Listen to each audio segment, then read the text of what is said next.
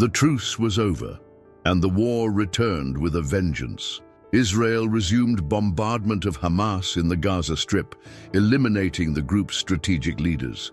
But what really shocked the world was Netanyahu's statement.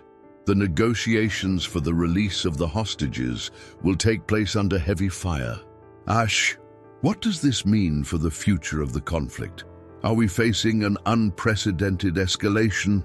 Stay until the end to understand the developments of this offensive and how it can affect the entire geopolitics of the Middle East. And take the opportunity to leave your opinion in the comments. How do you see this resumption of military operations? The war returned with maximum intensity. After the collapse of the ceasefire, Israel resumed airstrikes on the Gaza Strip, taking direct aim at the Hamas leadership. Among the targets eliminated is Essam al-Da'alis, a key player in the functioning of the Hamas regime. The offensive comes amid one of the most delicate phases of the conflict, putting the region on high alert. Meanwhile, Israeli bombardments continue to hit the group's strategic infrastructure, increasing tension in the Middle East.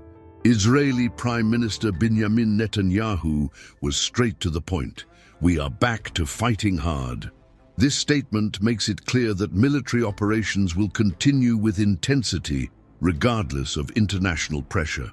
In addition, Netanyahu stated that any negotiations for the release of hostages will be conducted in the crossfire. Israel's strategy now seems focused on completely undermining Hamas's command structure, eliminating leadership, and forcing a new dynamic into the conflict. On the other hand, Hamas accuses Israel of unilaterally breaking the ceasefire and warns of the consequences of this offensive.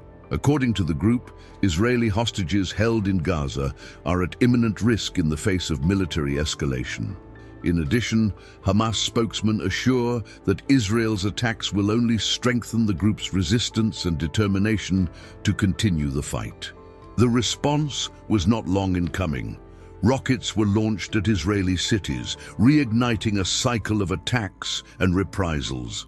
The resumption of hostilities has generated a new wave of concern in the international community. Countries such as the United States and European Union nations call for restraint and warn of the humanitarian impact of the intensification of fighting. However, Israel reaffirms its right to self-defense and the elimination of threats that compromise its national security. As world leaders seek a diplomatic solution, the scenario points to a protracted and unpredictable war. On the battlefield, the Israel Defense Forces (IDF) intensify surgical strikes against Hamas command centers and underground tunnels. Israeli military sources say that the operations have no deadline to end and that the only way out for Hamas would be a complete surrender. However, historically, the group has always demonstrated resilience in situations of extreme pressure. This raises a big question. Can this offensive really dismantle the structure of Hamas or just prolong the conflict? The military escalation is just beginning, and the next few days will be decisive. What's next? Can Netanyahu's inflexible position hasten the end of the conflict or lead to a new stalemate? The answer may lie in the next moves on both sides and in the reactions of the international community. The question is, how far can this war go? The truce that lasted a few days collapsed under the weight of mistrust and the interests at stake. The ceasefire, brokered by international actors such as Egypt, Qatar, and the United States, had a clear objective: to allow the gradual release of hostages held by Hamas in exchange for Palestinian prisoners in Israel. However, the instability of the negotiations and the demands of both parties have created an unsustainable scenario. While Israel demanded more concessions to move forward in the talks, Hamas tightened its conditions, resulting in a fatal stalemate. The relationship between Israel and Hamas has always been marked by cycles of violence, interspersed with fragile attempts at temporary agreements. This new chapter of the conflict has intensified after a series of coordinated Hamas attacks against Israel, which led to massive retaliation by the Israel Defense Forces. IDF. The Gaza Strip, already devastated by successive clashes, has once again become the epicenter of an asymmetric war in which civilians continue to pay the highest price. For Netanyahu, the current offensive is not just a military response, but a strategic move to eradicate the threat of Hamas once and for all. The history of broken ceasefires between Israel and Hamas highlights a pattern of broken promises and shaky agreements. On several occasions, the international community has tried to broker humanitarian pauses and peace talks, only to see fighting resume days or weeks later.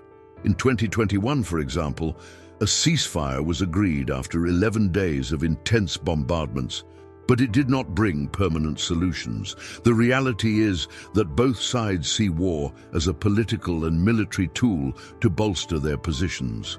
Netanyahu's decision to continue the attacks, even in the face of global pressure, has deep roots in Israeli politics. The Prime Minister faces significant internal challenges, with his popularity fluctuating and sections of society questioning the conduct of the war. By taking a firm stance against Hamas, he seeks to consolidate support among voters who advocate a severe military response to terrorism. However, this approach also carries risks, including increased international hostility against Israel and the possibility of greater involvement by other armed groups in the region. The influence of Iran and allied groups such as Hezbollah cannot be ignored in this scenario. Logistical and financial support for Hamas strengthens its ability to resist Israeli offensives. Behind the scenes, there is an ongoing power game, where every military move reflects a broader geopolitical dispute. The question that remains is, how far can this war escalate, and what will be the impacts of this new phase for the future of regional security? With the conflict unfolding rapidly, what appeared to be a pause for negotiations turned into a new wave of violence. Now, the world is watching closely to see if this offensive will lead to the destruction of Hamas or to another cycle of war and retaliation. And in the midst of all this, the question remains, is there any real path to a lasting solution? The collapse of the ceasefire and the resumption of attacks reverberated far beyond the borders of Israel and Gaza. For the civilian population, war translates into fear, destruction, and an unpredictable daily life. In Gaza, thousands of families already displaced by previous bombings are again forced to flee aimlessly. Electricity and water supplies are severely compromised as crowded hospitals struggle to treat the wounded. The UN and humanitarian organizations warn of an unprecedented humanitarian crisis, but amid the crossfire, international assistance faces immense challenges in reaching those who need it most. In Israel, tension is also growing. Warning sirens have sounded again in cities in the south and center of the country as Hamas intensifies rocket fire. The Israel Defense Forces, IDF, have reinforced security measures, especially in Tel Aviv and Jerusalem, while the population lives days of uncertainty. The psychological impact of the war is compounded by the resumption of attacks, especially among the families of the hostages, who now fear for the lives of their loved ones more than ever. Netanyahu's statement that the talks would take place under heavy fire made clear that diplomatic options were increasingly scarce. The international response was swift and divided. While countries such as the United States reaffirm Israel's right to self-defense, European and Arab nations are calling for a new ceasefire and the protection of civilians. The UN Security Council has called an emergency meeting to discuss the escalation of the conflict, but the resolutions come up against the divergent interests of global powers. On the other hand, pro-Palestine and pro-Israel demonstrations spread around the world, further inflaming tempers at a time already loaded with political and ideological polarization. On the diplomatic front, Egypt and Qatar are trying to mediate new rounds of negotiations, but are meeting resistance from both sides. Hamas insists that Israel broke the truce agreement, while Tel Aviv argues that the pause in fighting was used by the group to rearm and reorganize its forces. Pressure on Netanyahu is growing, especially from Western allies who see the offensive as a risk to regional stability. However, the Prime Minister seems determined to stick to the military strategy until his goals are achieved. The resumption of war could also have profound impacts on the geopolitics of the Middle East.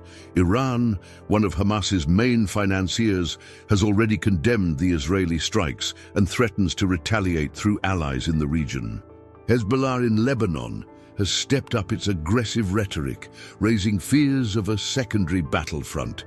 At the same time, Saudi Arabia, which had been rehearsing a process of diplomatic rapprochement with Israel, may reconsider its position in the face of the escalation of violence. All of this contributes to a volatile scenario where every decision can redefine alliances and strategies. Given this scenario, the question that arises is, to what extent can this war expand? The impact of Israel's and Hamas's actions is not limited to the battlefield alone, but directly affects politics, the economy, and global stability. Is the world on the brink of a major crisis? The next chapters of this conflict may bring answers, or just more uncertainties. Official statements make it clear that there is no room for retreat. Israeli Prime Minister Benjamin Netanyahu was categorical in stating that negotiations for the release of the hostages will take place under heavy fire, ruling out any possibility of a new ceasefire at this time. In a nationally broadcast speech, he stressed that the only way out for Hamas is surrender. Otherwise, the attacks will continue with intensity. The Israeli government's position reflects internal pressure to ensure security and retaliation against the group's attacks. On the other side, Hamas responded vehemently, accusing Israel of breaking the agreement and warning of the risk of even more severe retaliation. Ismail Haniyeh, the group's political leader, declared that the resistance continues and will not be broken by shelling or threats. In addition, Hamas has stated that Israeli hostages are now in greater danger, holding Netanyahu responsible for any consequences. The statement adds to tension among the families of the abductees, who were already under extreme distress over the uncertainty of the fate of their loved ones. Geopolitical experts have also spoken out about the resumption of fighting. According to analyst Aaron David Miller, a former negotiator for the U.S. State Department, Israel's stance is a clear message to extremist groups in the region. Netanyahu wants to demonstrate strength and derail any perception of weakness in the face of Hamas. But this can have a high diplomatic cost. Hassan Barari, professor of international relations at Qatar University, said that the Israeli offensive could strengthen Hamas politically, as prolonged conflicts tend to further radicalize the groups in the region. The White House issued a statement reaffirming support for Israel, but urged restraint in the attacks. U.S. National Security Council spokesman John Kirby stated that the protection of civilians must be a priority, and we will continue to engage diplomatically to prevent further escalation. However, in practice, the Biden administration faces a dilemma: maintain unconditional support for Israel or give in to growing international pressure for a more diplomatic solution. Inside the U.S., progressive congressmen intensify criticism of the management of the conflict, while the Republican wing defends an even tougher position against Hamas. The UN, for its part, expressed concern about the new wave of bombings and called for a resumption of negotiations. Antonio Guterres, Secretary General of the organization, declared that the escalation of the conflict aggravates an already disastrous humanitarian situation and puts thousands of lives at risk. However, the lack of consensus among the members of the Security Council prevents more concrete actions. The Arab League also condemned the Israeli operations and demanded an immediate international response, claiming that the attacks violate human rights treaties. While global leaders discuss possible paths, the war continues on the battlefield and in the diplomatic arena. The question that remains is, how far is the international community willing to intervene? And more than that, what will be the consequences of these statements for the next developments of the conflict? The collapse of the ceasefire has made it clear that the war between Israel and Hamas is far from an end. The elimination of the group's leaders and Netanyahu's blunt statement have further heightened tension, putting the region in the global spotlight. As Israel sticks to its military strategy and Hamas vows resistance, the big question remains: how far can this war go? The impact of this resumption is already reflected not only on the battlefield, but also in international relations and the stability of the Middle East. With global pressure mounting and the risk of new actors entering the conflict, are we facing an even greater escalation? Or is there any chance of resuming negotiations before the crisis gets completely out of control? And you, what do you think about this new phase of the conflict? Is Netanyahu right to toughen his stance against Hamas, or could this strategy cost Israel dearly? Leave your opinion in the comments. We want to know your view on this situation that can change the course of world geopolitics. If you want to stay up to date on this and other developments in the Middle East, don't forget to subscribe to the channel and turn on notifications. And get ready, because the next article will reveal a little commented detail, but crucial to understanding the future of this conflict.